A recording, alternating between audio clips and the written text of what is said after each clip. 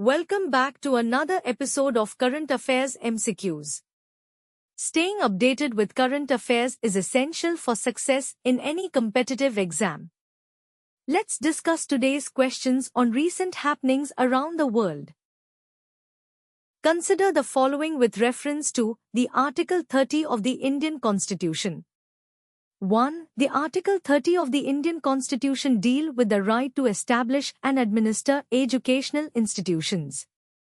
2. The power to decide whether an institution is a minority institution lies with the National Commission of Minorities.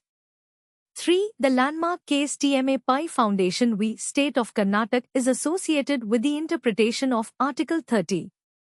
How many of the above are correct? A. Only 1. B. Only 2, C, all 3, D, none. Answer is option B, 1 and 3 only. The Article 30 specifically grants religious and linguistic minorities the right to establish and administer educational institutions of their choice to preserve their distinct culture, language, and religion. The power to decide whether an institution qualifies as a minority institution primarily lies with the judiciary, courts.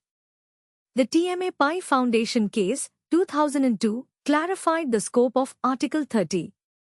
It addressed the rights of minority institutions to establish and administer their educational institutions, defining minority in the context of the state and explaining the balance between autonomy and regulatory oversight by the government to maintain educational standards. Which of the following voting system aims to ensure that the percentage of seats won by a party is closely equivalent to the percentage of the votes it receives? A. Proportional representation. B. First past the post. C. Plurality voting. D. Ranked choice voting. Option A is correct. Proportional representation, PR, is a voting system designed to ensure that the percentage of seats a party wins in a legislature closely matches the percentage of votes it receives in an election.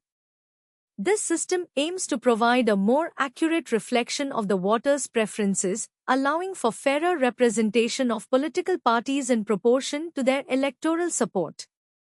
In first past the post, the candidate with the most votes in each constituency wins, potentially leading to a disproportionate distribution of seats. Thank you.